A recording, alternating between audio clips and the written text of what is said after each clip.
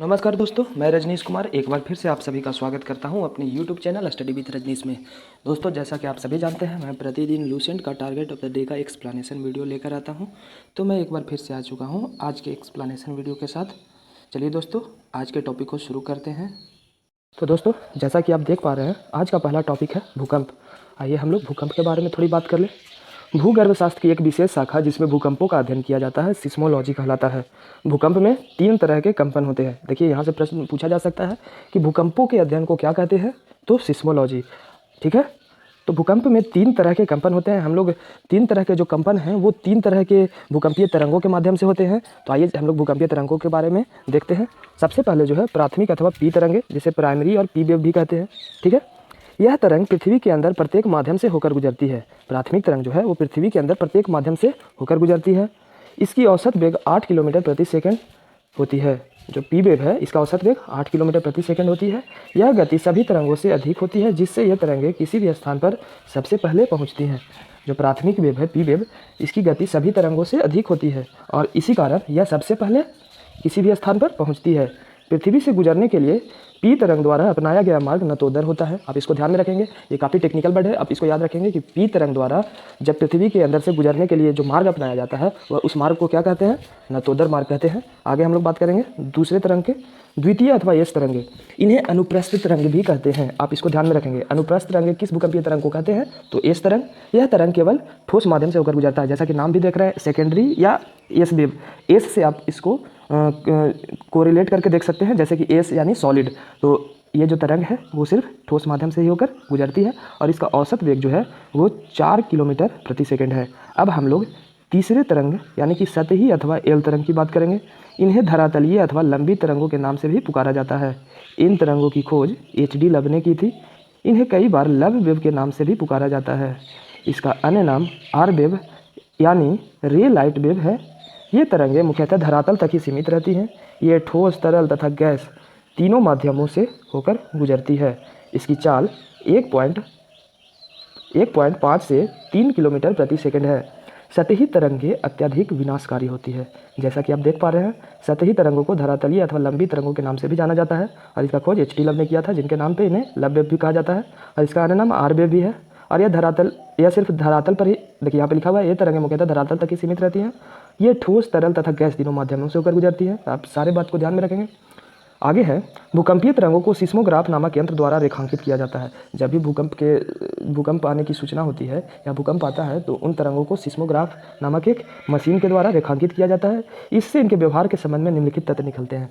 तो जब भूकंपीय तरंगों को सिस्मोग्राफ से रेखांकित किया जाता है तो पता चलता है कि इन तरंगों का व्यवहार क्या है और कैसे ये रिएक्ट करते हैं, किन किन माध्यमों में चलते हैं। तो देखिए, जो तथ्य निकलता है उनके बारे में हम लोग विस्तार से चर्चा करेंगे। पहला है, सभी भूकंपीय तरंगों का वेग अधिक घनत्व वाले पदार्थ से गुजरने पर बढ़ जाता है तथा कम घनत्व वाले पदार्थ से गुजरने पर घट जाता है। ठीक है, जैसा कि देख पा रहे हैं, कह रहा है कि सभी भूकंपीय तरंग जो है अधिक घनत्व वाले पदार्थ से गुजरेगा तो उसका वेग बढ़ जाएगा और कम घनत्व वाले पदार्थ से गुजरेगा तो उसका वेग घट जाएगा। ठीक है, यहाँ पे देखिए कुछ एक्सेप्शन है, आप इसको ध्यान में रखेंगे, कभी कंफ्यूज मत करना। यहाँ पे कह रहा है कि जिसका घनत्व अधिक है उससे अगर कोई भूकंपीय तरंग गुजरेगा तो उसका वेग बढ़ जाएगा और कम घनत्व वाले पदार्थ से अगर गुजरेगा तो वेग घट जाएगा। लेकिन यहाँ पे देखिए थोड़ा सा कंफ्यूजन है। केवल प्राथमिक तरंगें ही पृथ्वी के केंद्रीय भाग से गुजरती है, परंतु वहाँ पर इसका वेग कम हो जाता है। थोड़ा सा ध्यान देने योग्य बात यह है कि यहाँ पे ध्यान देने योग्य बात यह है कि केवल प्राथमिक तरंगें ही पृथ्वी के केंद्रीय भाग से गुजरती है, परंतु वहाँ पे इसका वेग कम हो जाता है। जैसा कि हम लोग जानते हैं दोस्तों, जो केंद्रीय भाग है उसका जो घनत्व है वो काफ़ी अधिक है, लगभग 13 ग्राम पर सेंटीमीटर क्यूब। और ऊपर के पॉइंट में कहा गया है कि सभी भूकंपीय तरंग अधिक घनत्व वाले पदार्थों से होकर गुजरने पे उनका जो स्पीड है वो कम हो जाता है, बढ़ जाता है। लेकिन यहाँ पे उल्टा हो रहा है, जैसा कि आप देख पा रहे हैं। यहाँ पर केंद्रीय भाग से गुजरने पे प्राथमिक तरंग का जो वेग है वो कम हो जा रहा है। तो आप इसको ध्यान में रखेंगे। अगला है, गौण तरंगे द्रव्य पदार्थ से होकर नहीं गुजरती है। जो गौण तरंगे होती हैं वो द्रव्य पदार्थ से होकर नहीं गुजरती है। आगे है, एल तरंगे केवल धरातल के पास से ही गुजरती हैं। अभी हम लोग ऊपर भी देखें कि जो एल तरंगे हैं वो धरातल के पास ही चलती हैं। आगे है, विभिन्न माध्यमों से गुजरते समय ये तरंगें परावर्तित तथा अपरावर्तित होती हैं। अगर अलग अलग माध्यम से तरंगें गुजरती हैं तो किन्हीं माध्यम से परावर्तित भी होती हैं और किन्हीं माध्यम से अपरावर्तित भी। आगे देखेंगे, आगे केंद्र की बात की गई है। भूकंप के उद्भव स्थान को उसका केंद्र कहते हैं। भूकंप के केंद्र के निकट PSL तीनों प्रकार की तरंगें पहुँचती हैं। कह रहा है कि भूकंप का जिस स्थान से उद्भव होता है उस स्थान को केंद्र कहते हैं और भूकंप के केंद्र के निकट PSL तीनों प्रकार की तरंगें पहुँचती हैं। पृथ्वी के भीतरी भागों में ये तरंगें अपना मार्ग बदलकर भीतर की ओर अवतल मार्ग पर यात्रा करती हैं। कह रहा है कि पृथ्वी के भीतरी भागों में ये तरंगें अपना मार्ग बदलकर पृथ्वी की ओर अवतल मार्ग पर यात्रा करती हैं। भूकंप केंद्र से धरातल के साथ 11,000 किलोमीटर की दूरी पर पी तथा एस तरंगें पहुंचती हैं, जबकि केंद्रीय भाग पर पहुंचने पर एस तरंगें लुप्त हो जाती है और पी तरंगें अपरिवर्तित हो जाती है। इस कारण भूकंप के केंद्र से 11,000 किलोमीटर के बाद लगभग 5,000 किलोमीटर तक कोई भी तरंग नहीं पहुंचती है। इस क्षेत्र को छाया क्षेत्र या शैडो जोन कहा जाता है। आप इसको एक बार फिर से पढ़ें। भूकंप के उद्भव स्थान को भूकंप केंद्र कहते हैं। यहाँ तक कोई दिक्कत नहीं है। फिर कह रहा है कि भूकंप के केंद्र के निकट पी एस एल तीनों प्रकार की तरंगें पहुँचती हैं। पृथ्वी के भीतरी भागों में ये तरंगें अपना मार्ग बदलकर भीतर की ओर अवतल मार्ग पर यात्रा करती हैं। आप चाहे तो भूकंप को 11th के NCERT में काफ़ी अच्छे से पढ़ सकते हैं। भूकंप केंद्र से धरातल के साथ 11,000 किलोमीटर की दूरी तक भूकंप केंद्र से धरातल के साथ 11,000 किलोमीटर की दूरी तक पी तथा एस तरंगें पहुंचती हैं। केंद्रीय भाग पर पहुंचने पर एस तरंगें लुप्त हो जाती है और पी तरंगें प्रवर्तित हो जाती है। इस कारण भूकंप के केंद्र से 11,000 किलोमीटर के बाद 5,000 किलोमीटर तक कोई भी तरंग नहीं पहुंच पाती है। इस क्षेत्र को छाया क्षेत्र कहते हैं। आपसे पूछा जा सकता है कि छाया क्षेत्र क्या है, तो आप बताएंगे कि भूकंप के केंद्र से 11,000 किलोमीटर के बाद 5,000 किलोमीटर तक कोई भी तरंग नहीं पहुंच पाती है और इसी क्षेत्र को छाया क्षेत्र कहते हैं। अब हम लोग देखेंगे अधिकेंद्र यानी कि ईपी सेंटर। भूकंप के केंद्र से ठीक ऊपर पृथ्वी की सतह पर वह बिंदु जहां पे भूकंपीय तरंगें सबसे पहले पहुंचती है उन्हें क्या कहते हैं? अधिकेंद्र कहते हैं।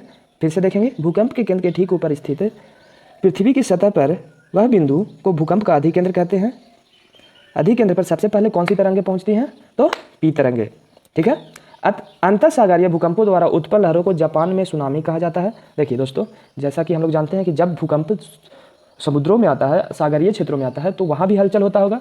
एल तरंग वहाँ भी अपना विनाशकारी रूप दिखाती होंगी। तो उसके कारण क्या होता है कि समुद्रों में लहरों में हलचल आता है और इन्हीं लहरों को जापान में सुनामी कहा जाता है। अगला पॉइंट है, जिन संवेदनशील यंत्रों द्वारा भूकंपीय तरंगों की तीव्रता मापी जाती है उन्हें भूकंप लेखी या सिस्मोग्राफ कहते हैं।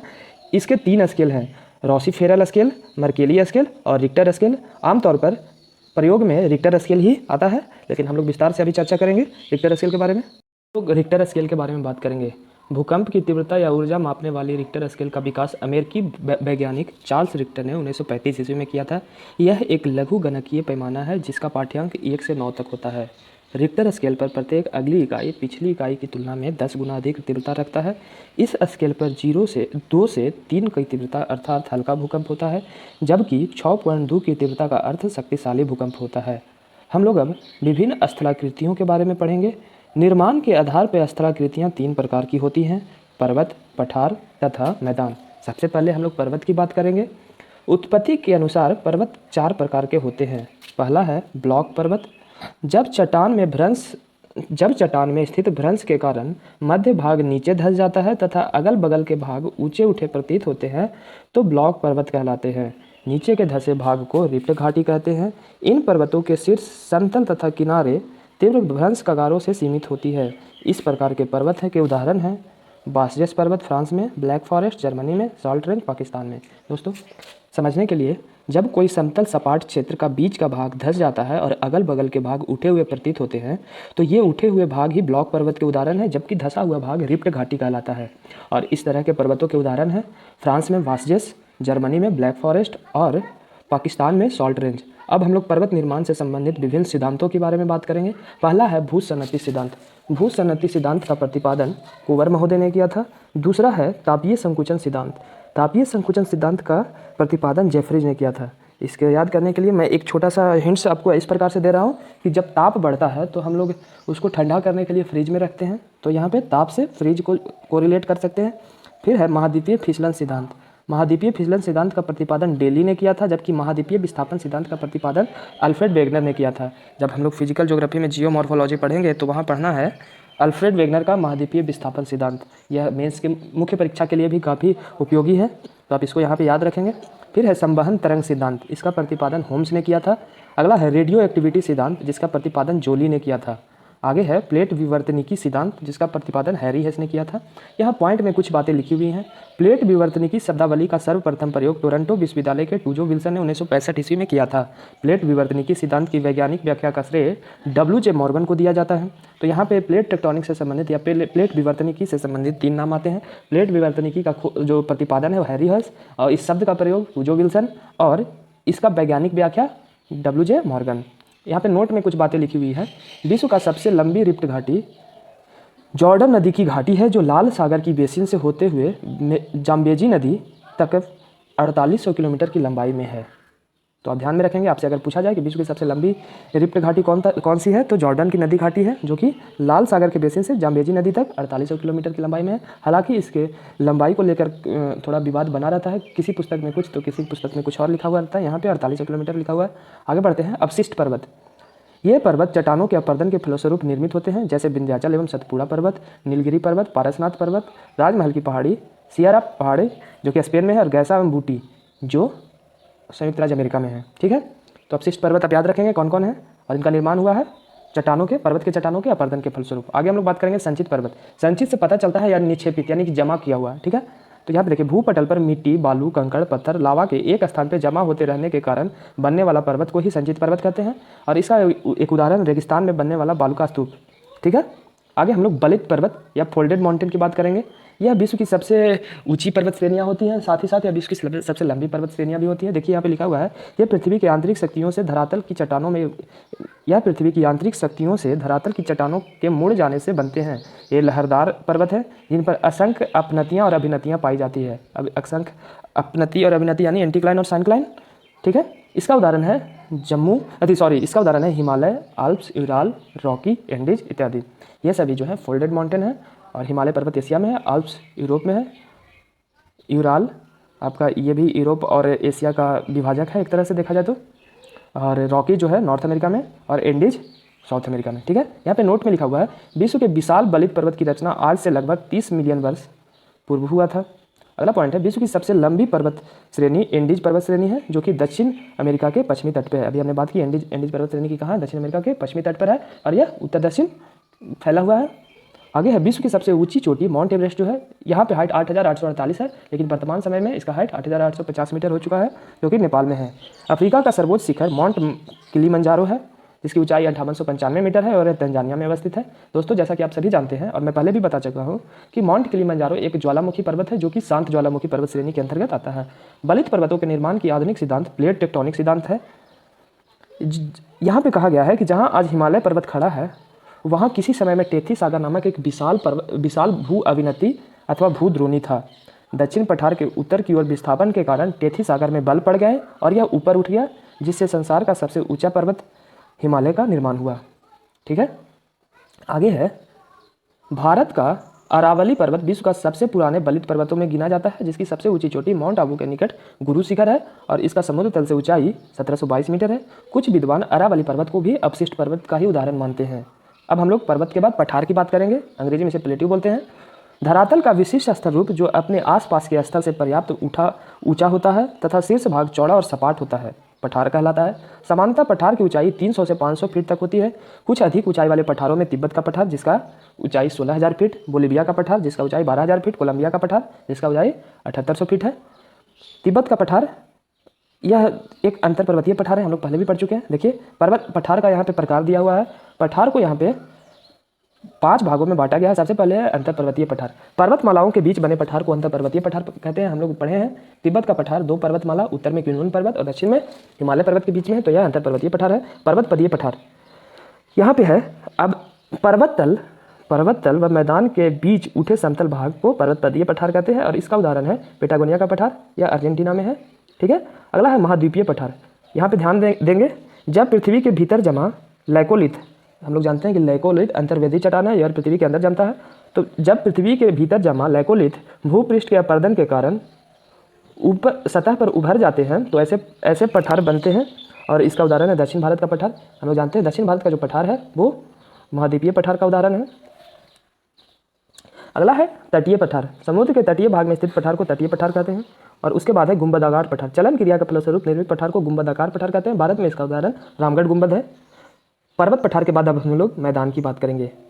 500 फीट से कम ऊंचाई वाले भूपृष्ठ के समतल भाग को मैदान कहते हैं। मैदान अनेक प्रकार के होते हैं, जैसे अपर्दनात्मक मैदान, निक्षेपणात्मक मैदान।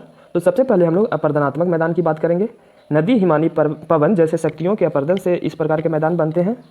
पहला है लोएस्ट मैदान, हवा द्वारा उड़ाकर लाई गई मिट्टी तथा बालू के कणों से निर्मित मैदान लोएस्ट मैदान कहते हैं। विश्व का सबसे बड़ा लोएस्ट का मैदान हांगकांग का मैदान है जो कि चाइना में है। फिर है कास्ट मैदान, चूने पत्थर की चट्टानों के घुलने से निर्मित मैदान को कास्ट मैदान कहते हैं। अगला है संप्राय मैदान, समुद्र तल के निकट स्थित मैदान जिसका निर्माण नदियों के अपरदन के फलस्वरूप हुआ है, संप्राय मैदान कहलाते हैं। अगला है ग्लेशियर मैदान, हिम के जमाव के कारण निर्मित दलदली मैदान जहाँ केवल वन ही पाए जाते हैं, ये ग्लेशियर मैदान कहलाते हैं। उसके बाद है रेगिस्तानी मैदान, वर्षा के कारण बनी नदियों के बहने के फलस्वरूप इसका निर्माण होता है। जैसा कि हम जानते हैं बारिश होता है तो बारिश के जल के साथ बहुत सारी छोटी छोटी नदियों का निर्माण होता है और इन छोटी नदियों के साथ एक मैदान का निर्माण होता है जिसे हम लोग रेगिस्तानी मैदान कहते हैं। अब हम लोग बात करेंगे निक्षेपणात्मक मैदान का। निक्षेपणात्मक कहने का तात्पर्य है कि नदी की जो दूसरी क्रिया है या तीसरी क्रिया है, पहला अपर्दन करती है, दूसरा परिवहन करती है यानी ढोने का काम करती है और तीसरा निक्षेपण करती है यानी जमाने का, छोड़ देने का काम करती है। तो नदियों द्वारा लाकर मलबा का जो निक्षेपित किया जाता है, जो निक्षेपण होता है, उनसे निर्मित मैदान है। देखिए यहाँ पे लिखा हुआ है नदी निक्षेप द्वारा बड़े बड़े मैदान का निर्माण होता है। इसमें गंगा, सतलज, मिसिसिपी एवं हांगो का मैदान प्रमुख है।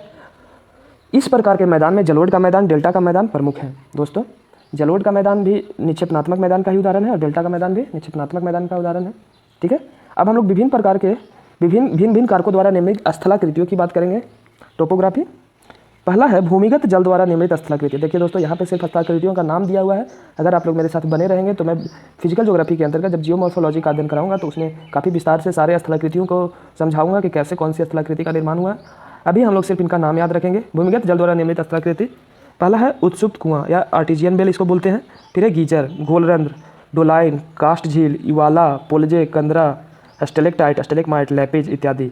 यहाँ नोट में लिखा हुआ है सर्वाधिक उत्सुप्त कुआं ऑस्ट्रेलिया में पाया जाता है। दूसरा है सागरीय जल द्वारा निर्मित स्थलाकृति। आप सिर्फ नाम याद रखें यहाँ पे, सर्क, टॉर्न, अरेट, हॉर्न, गलती हो गया, सागरीय जल द्वारा निर्मित स्थलाकृति Surf, वेलांचली, तरंगिका, pooling, hook, loop, टोम्बलो।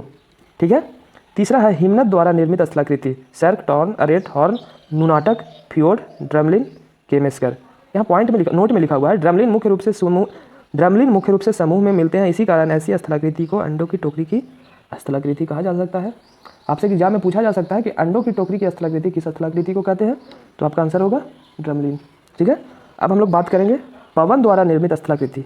ज्यूगेन, yardang, इंसेलवर्ग, छत्रक, प्लेया, lagoon, barchan, loess और पेडीप्लेन, ये सारे जो स्थलाकृतियाँ हैं वो पवन द्वारा निर्मित स्थलाकृति है। अब हम लोग समुद्री तरंग द्वारा निर्मित स्थलाकृतियों की बात करेंगे। समुद्री भृगु, भुजिका, लैगून, झील, रिया तट, स्टैक, डेमलेशियन, ये सारे जो स्थलाकृति हैं वो समुद्री तरंगों के द्वारा निर्मित है। अगला पॉइंट है भी आकार की घाटी। भी आकार की घाटी नदी से बनती है। ठीक है, आपसे पूछा जा सकता है कि भी आकार की घाटी का निर्माण किसके माध्यम से होता है, तो नदियों के माध्यम से होता है। नदियों में जब युवावस्था में होती हैं तो पर्वतीय क्षेत्रों में भी आकार की घाटी का निर्माण करती है और इसी क्षेत्र में भी गॉर्ज का निर्माण करती है। गॉर्ज का निर्माण नदी युवावस्था में करती है, जैसा कि अभी हमने आपको बताया। लटकती घाटियाँ यू आकार की घाटी एवं मोरेन हिमानी क्षेत्र में बनते हैं। यू आकार की घाटी के तल चौड़े व किनारे चिकने तथा ढाल तीव्र होते हैं, ध्यान में रखेंगे। अगला है जल निर्गम छिद्र और कास्ट मैदान चूना क्षेत्र की स्थलाकृतियों में पाए जाते हैं। मरु टिब्बा हवा के तेज वेग से बने रेतीले टीलों को कहते हैं। इसके निर्माण के लिए अवरोधक का होना आवश्यक है। नव चंद्राकार टिब्बे जिनकी भुजाएं पवन की दिशा में निकली होती हैं वरखान कहलाते हैं। बहुत गहरी हिमनद गर्तें जिनमें समुद्री जल भरा होता है तथा जो समुद्री तट रेखा पर होती हैं उन्हें फ्योर्ड कहते हैं। सर्क गहरे, लंबे व चौड़े गर्त हैं जिनकी दीवार तीव्र ढाल वाली, सीधी या अवतल होती है। अधिकतर सर्क हिमनद घाटियों के शीर्ष पर पाए जाते हैं। हिमनद के पिघलने पर जल से भरी सर्क को सर्क झील या टॉर्न झील कहते हैं। सर्क के शीर्ष पर अपर्दन होने से हॉर्न निर्मित होता है। आल्प्स पर्वत की चोटी मैटरहॉर्न तथा हिमालय पर्वत की सबसे ऊंची चोटी एवरेस्ट वास्तव में हॉर्न है जो सर्क के शीर्ष अपर्दन से निर्मित हैं। लगातार अपर्दन से सर्क के दोनों दीवारें तंग हो जाती हैं और इनका आकार कंघी या आरी के समान कटकों के रूप में हो जाता है जिन्हें अरेत कहते हैं और इन पर चढ़ना असंभव होता है। अब हम लोग सागरीय जल तरंग द्वारा निर्मित तटरेखा के प्रकार को देखेंगे। सबसे पहले है फ्योर्ड तट। किसी हिमानीकृत उच्च भूमि के सागरीय जल के नीचे धंस जाने से फ्योर्ड तट का निर्माण होता है। इनके किनारे खड़ी दीवारों के समान होते हैं। उदाहरण नार्वे का तट फ्योर्ड तट का ही उदाहरण है। अब हम लोग रिया तट के बारे में बात करेंगे। नदियों द्वारा अपर्दित उच्च भूमि के धंस जाने से रिया तट का निर्माण होता है। इसकी गहराई समुद्र की ओर क्रमशः बढ़ती जाती है। रिया तट का जो गहराई होता है समुद्र की ओर क्रमशः बढ़ता जाता है। प्रायद्वीपीय भारत का पश्चिमी तट का उत्तरी भाग रिया तट का ही उदाहरण है। हैफा तट सागरीय तटीय भाग में किसी निम्न भूमि के डूब जाने से निर्मित तट को हैफा तट कहते हैं। इस प्रकार उदिकाओं की समांतर श्रृंखलाएं मिलती हैं जिससे सागरीय जल घिरकर लैगून झीलों में बदल जाता है। यूरोप का बाल्टिक तट हैफा तट का उदाहरण है। आप ध्यान में रखेंगे, आपसे पूछा जा सकता है हैपा तट का उदाहरण कौन सा है, रिया तट का उदाहरण कौन है और डमलेशियन तट का उदाहरण कौन है। आगे हम लोग डमलेशियन तट के बारे में बात करेंगे। समानांतर पर्वतीय कटकों वाले तटों के धसाव से डमलेशियन तट का निर्माण होता है। यूगोस्लाविया का डमलेशियन तट इसका उदाहरण है। निर्गत समुद्र तट, निर्गत यानी कहा, इसका मतलब ही हुआ धंसा हुआ। स्थल खंड के ऊपर उठने या समुद्री जलस्तर के नीचे गिरने से निर्गत समुद्र तट का निर्माण होता है। इस प्रकार के तट पर स्पीट, लैगून, पुलिन, क्लिफ, मेराव मिलते हैं। भारत में गुजरात का काठियावाड़ तट निर्गत तट का उदाहरण है। अब हम लोग वनों के बारे में बात करेंगे। वन निम्न प्रकार के होते हैं। पहला है उष्णकटिबंधीय सदाबहार वन। हम लोग बात करेंगे उष्णकटिबंधीय सदाबहार वन की। दोस्तों एक सेकंड माफ करना, यहाँ पे भी उष्णकटिबंधीय सदाबहार वन। इस प्रकार का वन विषुवत-रेखीय प्रदेश और उष्णकटिबंधीय प्रदेशों में पाया जाता है, जहां वर्षा 200 सेंटीमीटर से अधिक होती है। यहाँ पेड़ों की पत्तियां चौड़ी होती है। नोट में लिखा हुआ है एनाकोंडा विश्व का सबसे बड़ा सांप उष्णकटिबंधीय सदाबहार वन में ही पाया जाता है। ठीक है, खास करके एनाकोंडा सांप जो है वो अमेजन बेसिन में पाया जाता है और अमेजन बेसिन के वन उष्णकटिबंधीय सदाबहार वन के अंतर्गत ही आते हैं। अगला है उष्णकटिबंधीय अर्ध पतझड़ वन। 150 सेंटीमीटर से कम वर्षा प्राप्त करने वाला वन है। यहाँ साल, सागवान, बांस, शीशम आदि प्रमुख वन है। अगला है विषुवत रेखीय वन। इन वनों में वृक्ष और झाड़ियों का मिश्रण होता है, जिसके अंतर्गत जैतून, कॉर्क तथा ओक इसके प्रमुख वृक्ष हैं। ठीक है, अब हम लोग टैगा वन के बारे में बात करेंगे। यह सदाबहार वन है। इस वन के वृक्ष की झाड़ियाँ या पत्तियाँ नुकीली होती हैं। टैगा वन ये सदाबहार वन है। इन वन के वृक्ष की पत्तियाँ नुकीली होती हैं। अगला है टुंड्रा वन। यह बर्फ से ढका रहता है। गर्मी में यहाँ मॉस तथा लाइकेन उगते हैं। अगला है पर्वतीय वन। यहाँ चौड़ी पत्ती वाले शंकुधार वृक्ष पाए जाते हैं। दोस्तों अब हम लोग घास के मैदान के बारे में बात करेंगे। घास भूमियों को 2 वर्गों में विभाजित किया गया है, उष्णकटिबंधीय घास भूमियाँ तथा शीतोष्णकटिबंधीय घास भूमियाँ। इसे अलग अलग देशों में अलग अलग नामों से जाना जाता है, जैसे अफ्रीकी देशों में सवाना, ब्राज़ील में कैम्पोज, वेनेजुएला तथा कोलंबिया में लैनोस। अगला है शीतोष्णकटिबंधीय घास मैदान। इन्हें भी अलग अलग स्थानों पर निम्न नामों से जाना जाता है, जैसे प्रेयरी या संयुक्त राज्य अमेरिका तथा कनाडा में पाया जाता है, पंपास अर्जेंटीना में पाया जाता है, वेल्ड दक्षिण अफ्रीका, डॉन्स NSW यहाँ पे ऑस्ट्रेलिया है। ऑस्ट्रेलिया का ही एक प्रांत है न्यू साउथ वेल्स।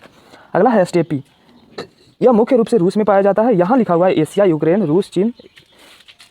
तो यहाँ पे इस प्रकार स्टेपी एशिया, यूक्रेन, रूस तथा चीन के मैनचूरिया प्रदेश में पाया जाता है। दोस्तों इसी के साथ आज के टारगेट ऑफ द डे के टॉपिक समाप्त होते हैं। हम लोग फिर मिलेंगे एक नए टॉपिक के साथ। तब तक के लिए धन्यवाद।